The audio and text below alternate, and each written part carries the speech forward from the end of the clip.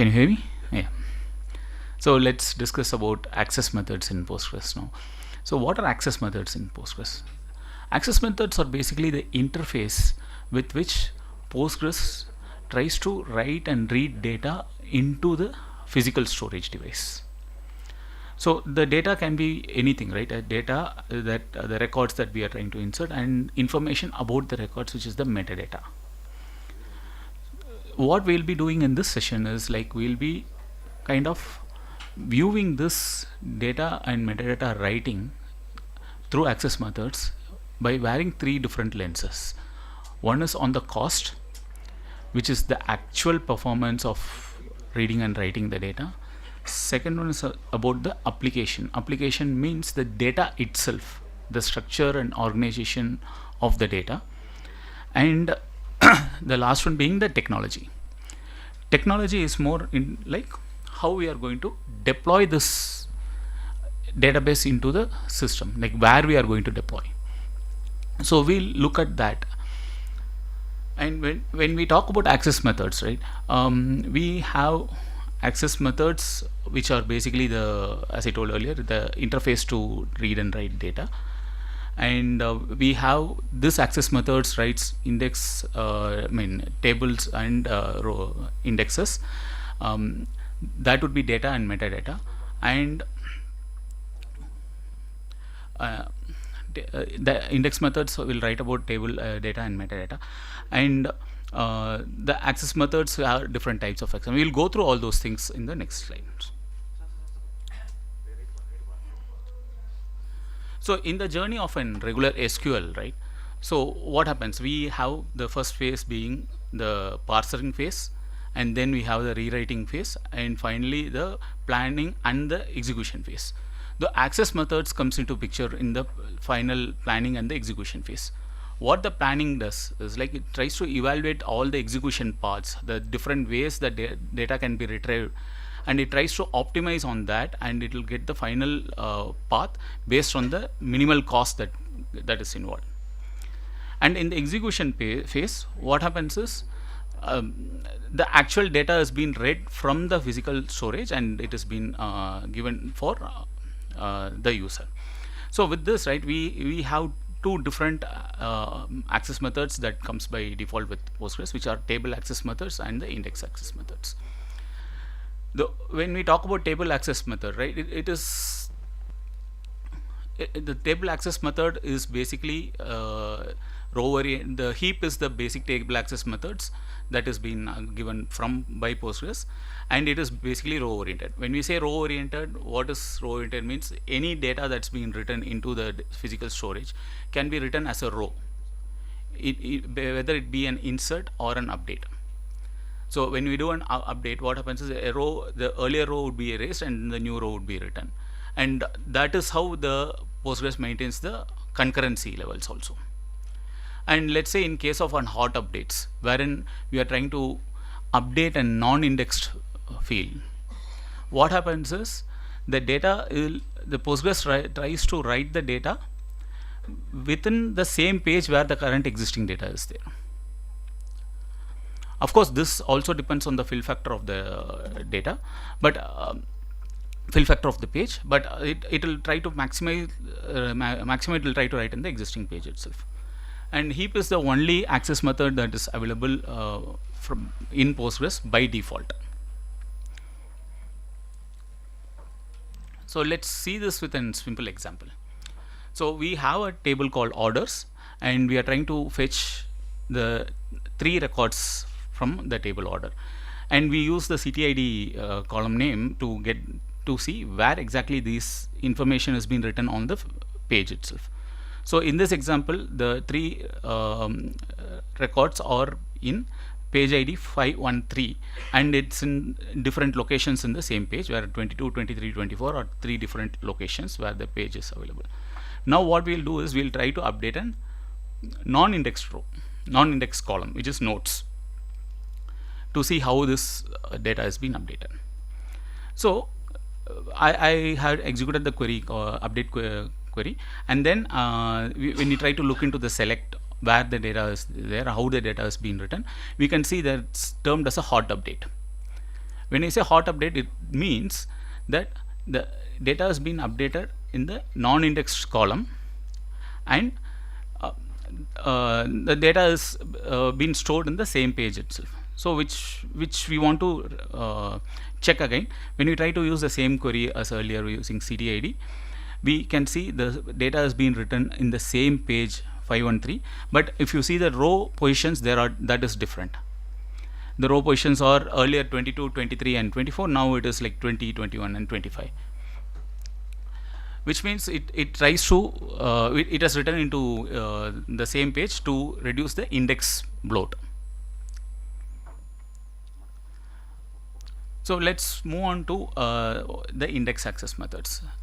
By default, Postgres has the single heap access method, whereas on the index side, we have multiple index access methods that are available. The most prominent and the default being B-tree. B-tree is mostly suitable for all ordered columns. It will work with both equality and the range queries. And if B-tree is there, it is suitable for all the other things. Why do we need a different set of other indexes? So these are specialized indexes that will be suitable for different types of rows or the values, and it may be better than B-tree in some the specialized cases, but it may not be suitable for a generic case. So we'll look at that from an example perspective. So let's see what is cost here. Cost, whenever we try to add a index for a row table, right?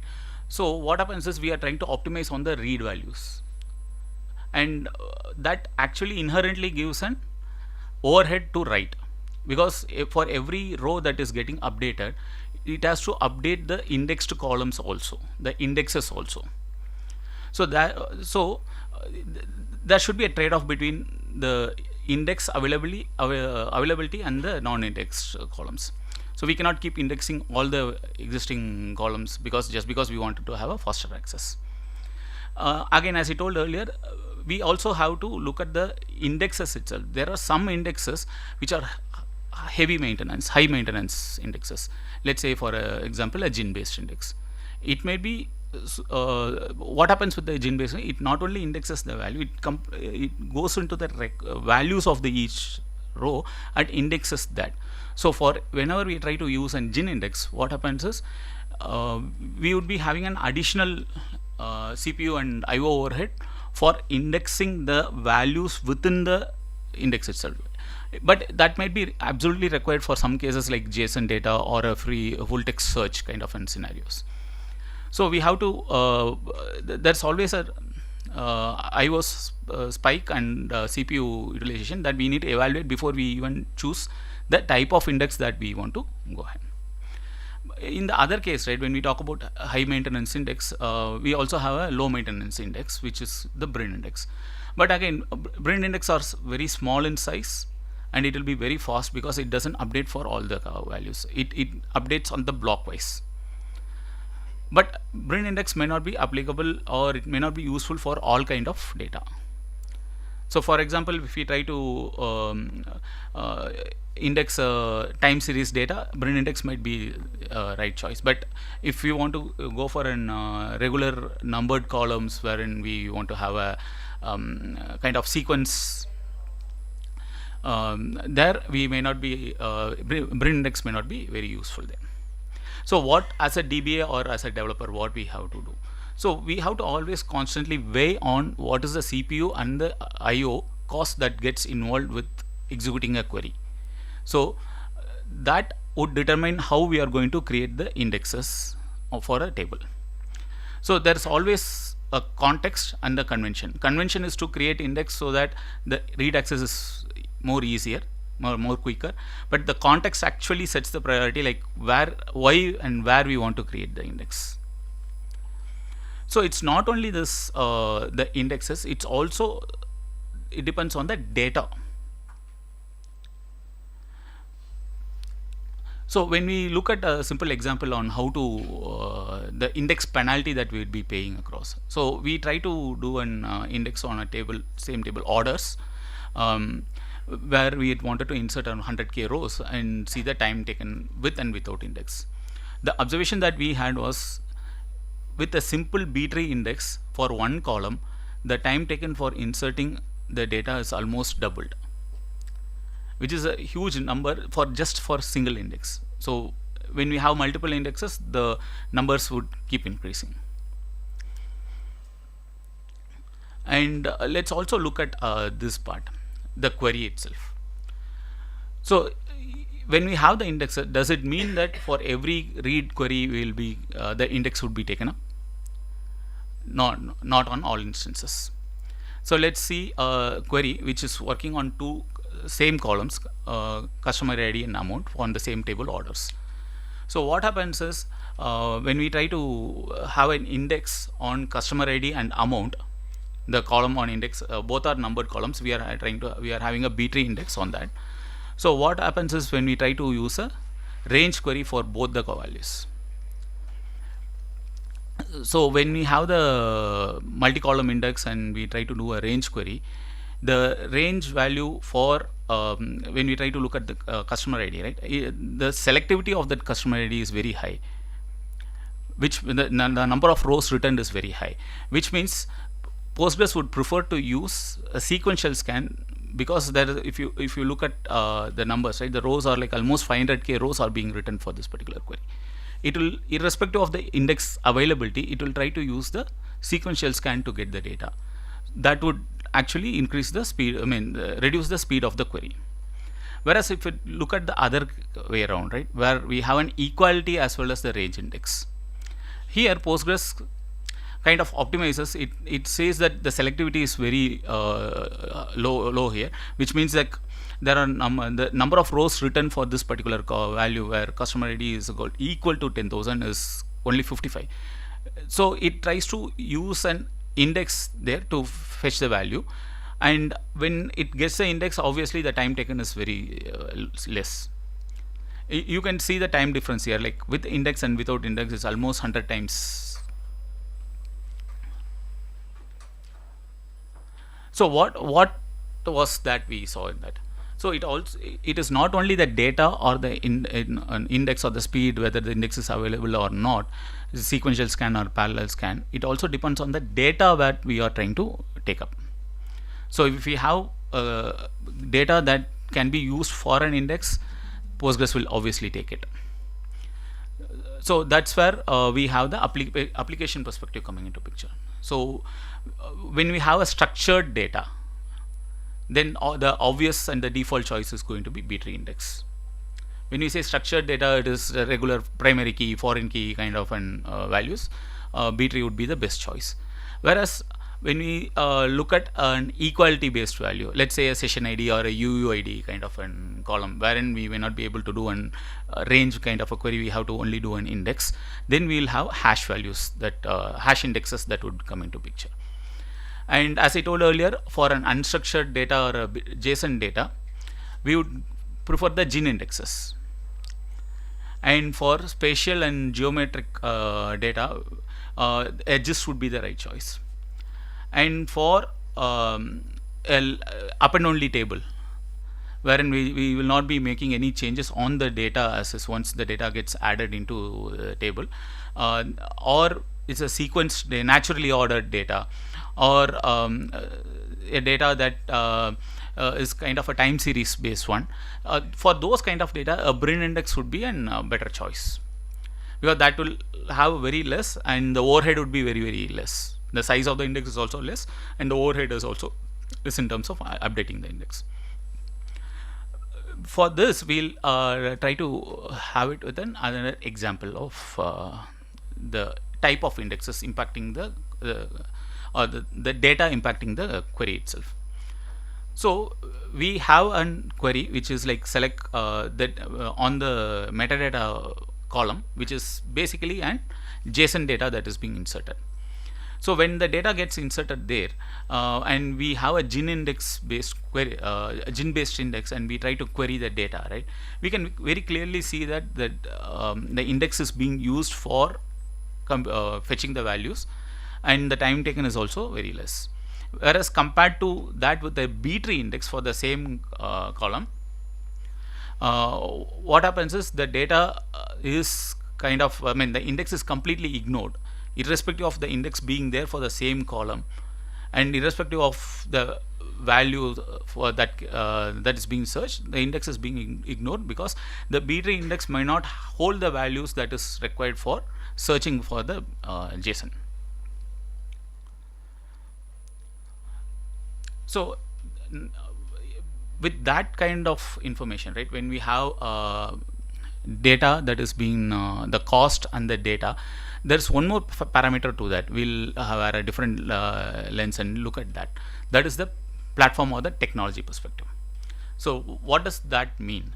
So it's not only the data or the actual index availability or not, it's also the deployment of the application, the database, where and how the database is being deployed. So is it deployed on the local, or is it deployed on the network storage, or is it going to be, and how the data is being deployed? Is it on a SSD or a regular HTT? That also makes a big difference. Let's say, for example, in the data is deployed on a hard disk. So what happens is, when the data gets deployed on the hard disk, so there's a cost for moving that head, the spindle, to different track or to the different cylinders. That also will be added to the random cost.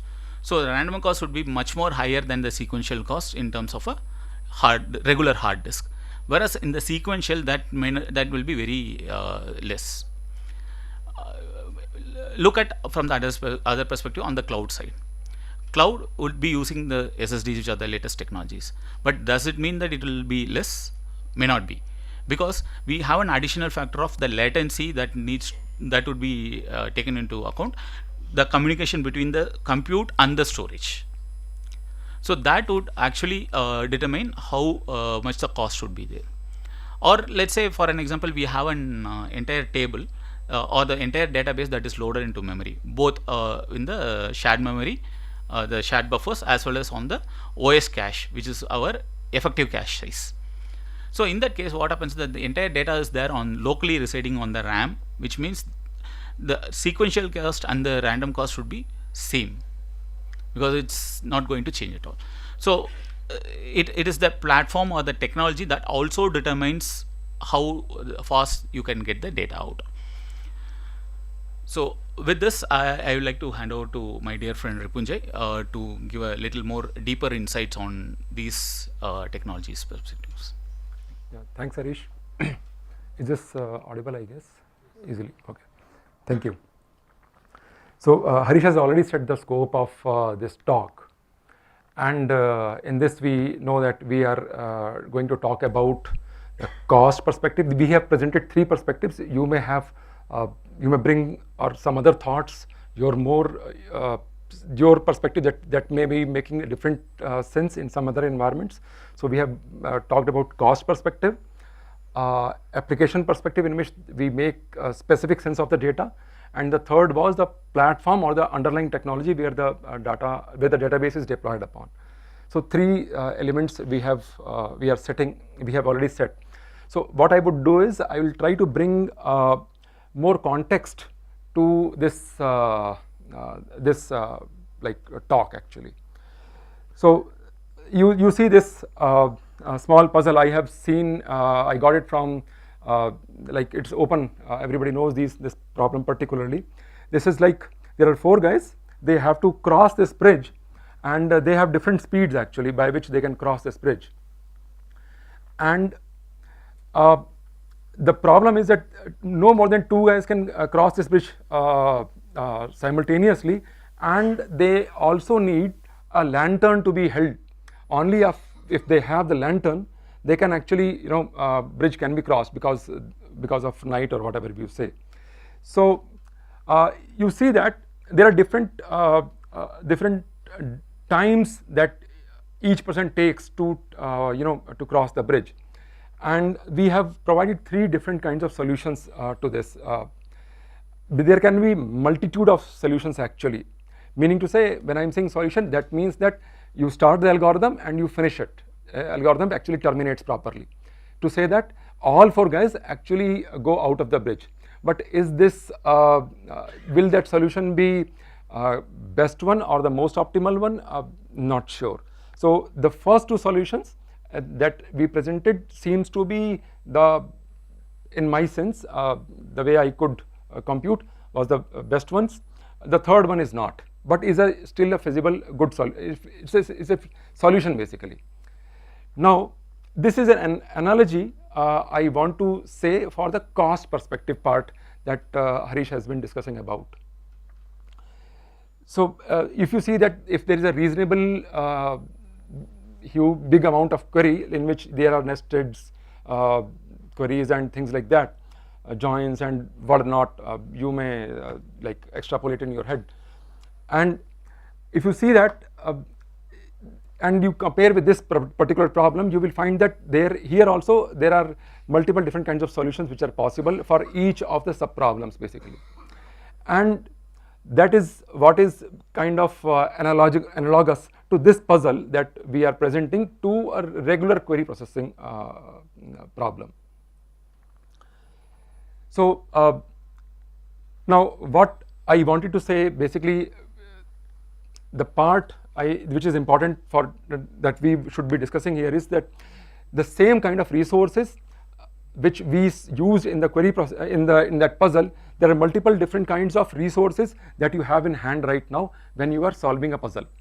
So you have let us say a sequential scan, normal regular thing basically. Then you may have different kinds of index. You may have index scan.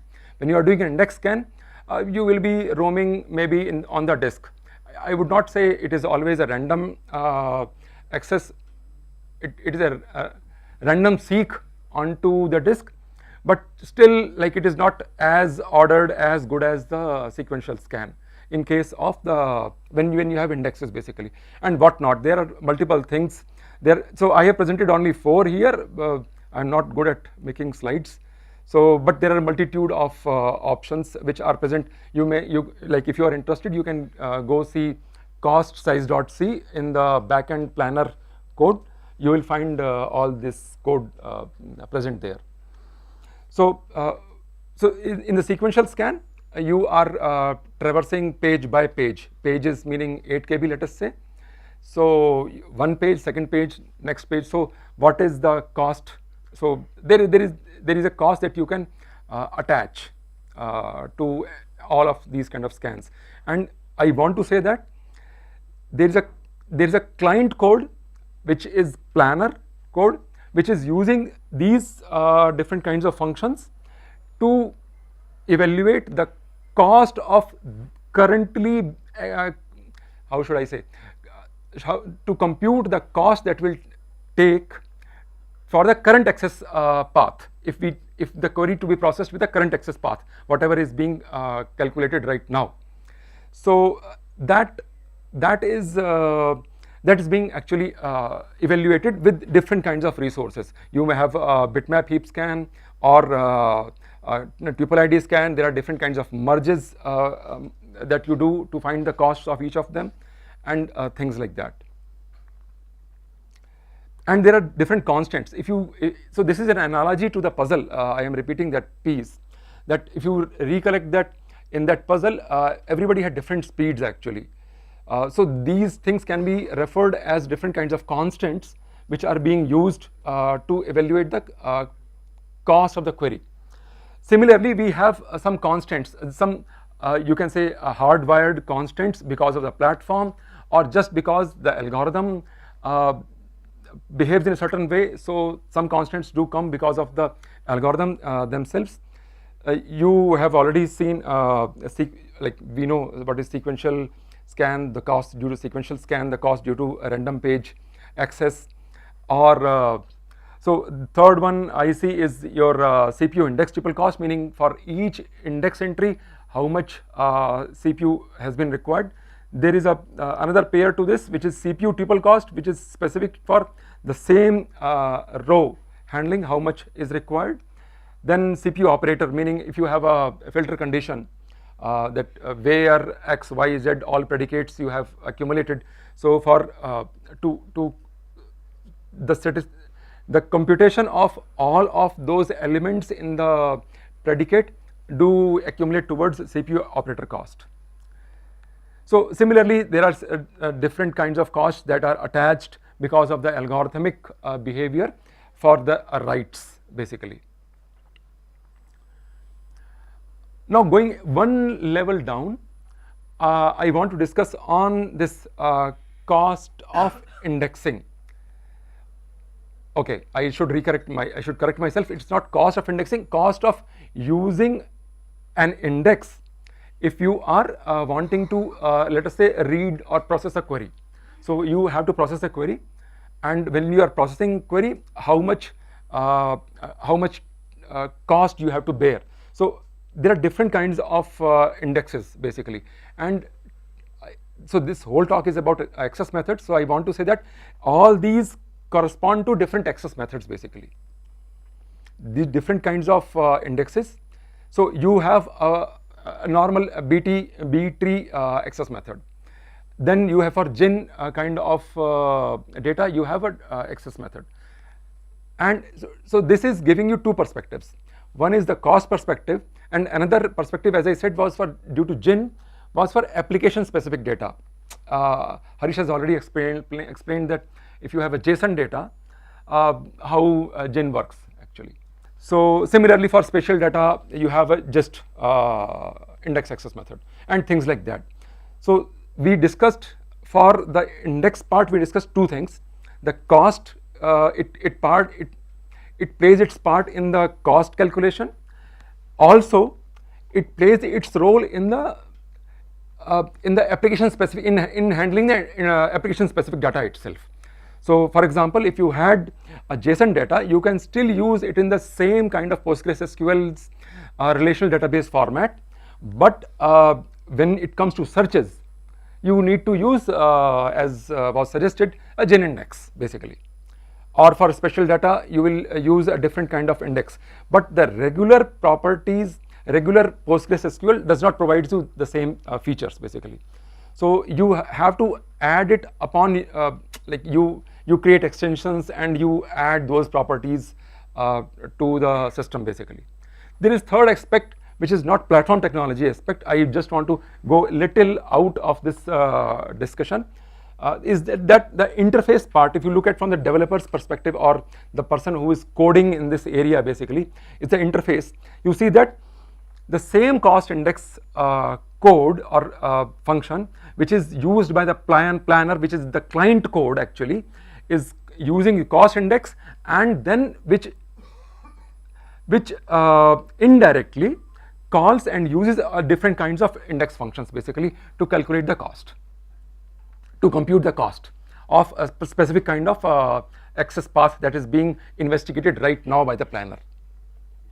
So there are three different aspects I wanted to discuss on this. The third was the interface part that I said is the same interface being used for different things. So it is helpful because you can create your own extension and add it into the index access methods, and when the client code calls for the client code, that is planner again, uses this, can handle the same thing to calculate the cost basically.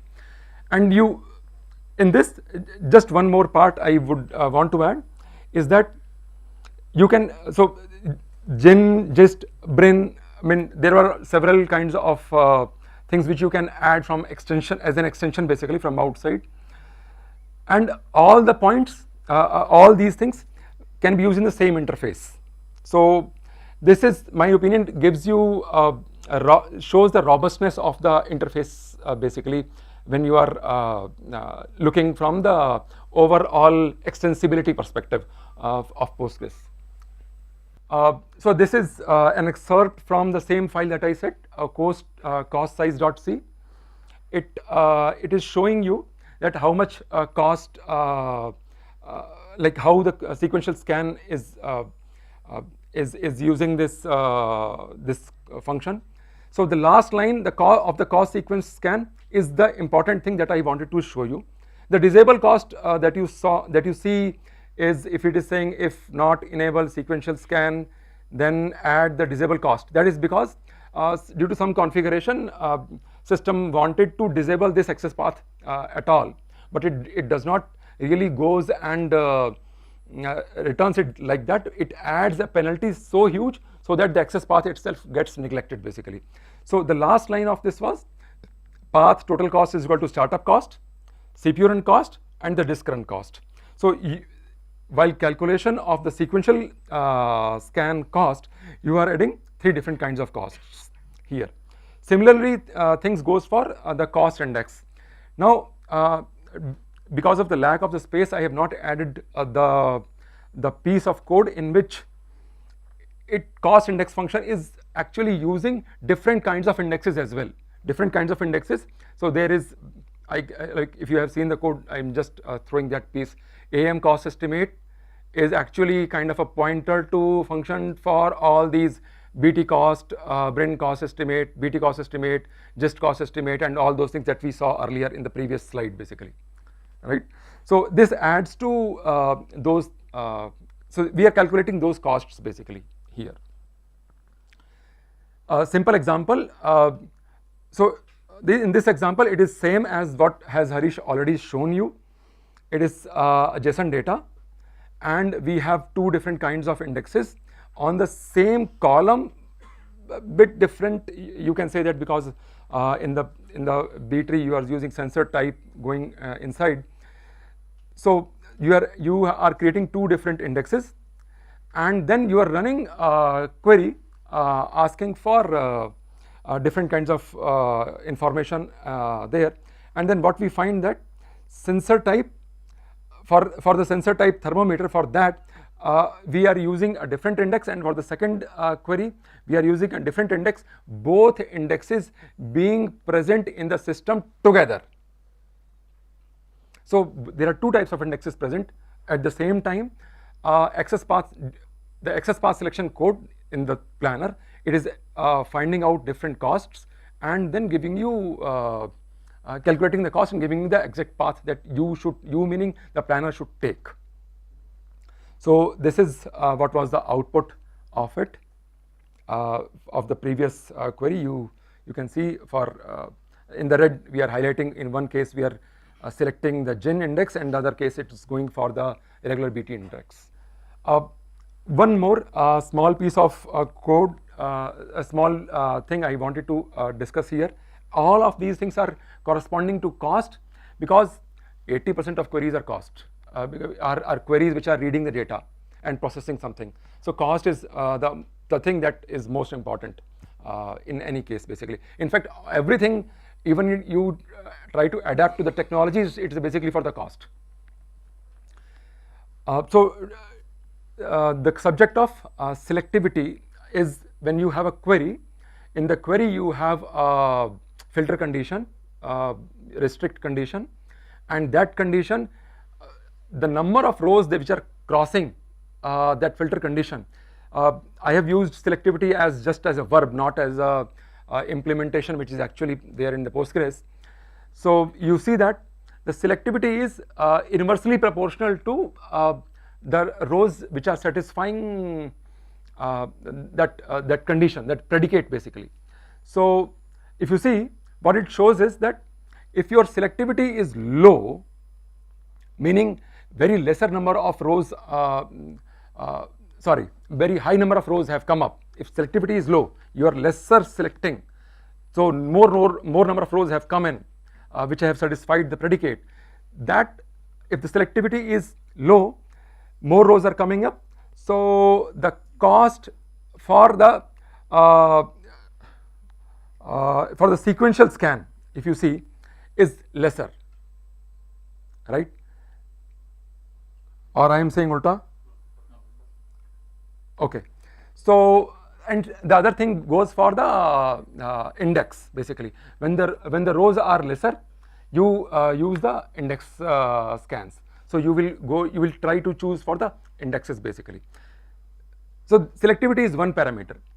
This is a statistical calculation that is done by the modules basically, by the planner actually, when it is trying to find out the indexes, it's trying to find out the cost of that access path. Similar thing is a correlation factor, meaning in normal terms if I say, correlation is the number of the amount of it is a measure of the rows which are contiguous to each other, corresponding to a specific column. So if correlation is high, it means that the rows which are specific to which specify a specific condition of cost are very close to each other, and hence you can use that. If correlation is 0 or let us say very less, it means that they are spread across, and better you use sequential scan itself. The indexes may not be as good for you. This is second last element of applications perspective. You look at this code, but if before that there is a create table thing that DML is there, and you see there is using some database name I have used. My point is that don't go into the database name itself, but look at how things are handled in this case. So one perspective was the data perspective. When the data is of JSON type, absolutely different. What if the data is a graph type? It's absolutely different kind of data, which is not generally supported by RDBMS itself. Assume a case in which I am saying that I want a Postgres to be supported at a mobile phone. Now it basically means that you cannot start launching from the application several different kinds of services. What I would want is in place update of a row. In place update of a row meaning a row, let us say, got updated. Now in the regular Postgres, what you will find is you will create another version of the row actually, and mark your tuple as deleted basically in the same heap, in the same place, and you add your row wherever you get placed basically. Now this is one thing the regular Postgres supports. The other part is the situation in which these people have done it, but you think from the abstract access method perspective, that what I would do is that row I am not I'm not marking that row for deleted. I will modify that row in place, but the previous version of the same row I will add it some other place. Now what happens is, in case that is because of MVCC, you want to support MVCC, so that row will go to your undo log. We can use the term undo log, that the previous version of the row will go into the undo log, and in case there is a crash, in case the transaction gets aborted, the undo log will bring that row back to its place. However, otherwise, if it goes to undo log, all concurrent transactions can actually use it, the previous version of the row from the undo log, while the newer row, the updated row, stays in the same place. Now I said this is probably good for mobile phone perspective. I am not saying this is just my thought, I just threw it. You can think it in other ways actually. So this was one point when the business is guided because of we want this kind of application basically there. So yeah, so you have to take that out, but basically the idea is it should not bloat there. You can take that out basically. So undo log, it will anyways go. This row has to be deleted, and you can fit it somewhere else. So see, this is index. What I am saying, I wanted to bring an idea rather than an actual technical point. Say that what you said, which is right. There's an implementation problem, which is perfectly right to say. So the idea here is to tell you that with Postgres we can have our own access methods instead of depending the default one that is available. Sure. Good. Yes. So this is the last element of our discussion. is platform and technology discussion. Harish has already discussed. I will just touch upon that point alone. What if your compute, you are deploying your database on cloud?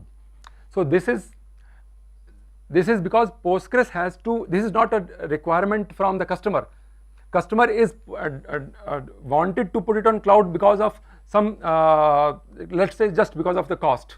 It is not otherwise driving it. But this Postgres now has to adapt to the cloud technology. Like it is kind of a forced to adapt to the cloud technology. And in the cloud, as Harish already earlier said, the compute is separate from your storage. Since compute is separate from the storage, the communication latency is very high. You want to reduce or minimize the time that it takes for that latency basically. So implementations are already out there, but it is like you are not adding a new access method, rather you are modifying the same access method. You can let the previous access method there and you can add the same access method with a different body of it, and which is perfectly possible. The point is that you now do what? You add the log, you use, when a transaction is happening, you create a val's log is sent to storage, which is intelligent enough to create different like writes all the places where it has to be written, rather than in regular Postgres you have to write 3 to 4 writes will happen for specific, and every for every write a transaction write transaction you will have to like make 2 to 3 writes basically. So we want to avoid that because in that environment it is not feasible, it's not good actually, things like that. So in this case access method body itself has been modified, right, and you get it, right. So these were the 3 things we have. To summarize, we have discussed cost perspective. We have mostly given our time to the cost perspective of our discussion. The application where to say that where the kind of data, the type of data, and kind of application where we are putting our Postgres on, and then finally when the underlying technology itself changes. For SSDs, there are a lot of things for write amplification factor and stuff like that. So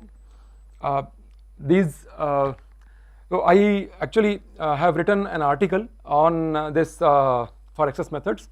You may go through. I have written taken a bit more detail from the cost perspective and technology perspective, but gone through the code basically because coders would want to go and look into that piece.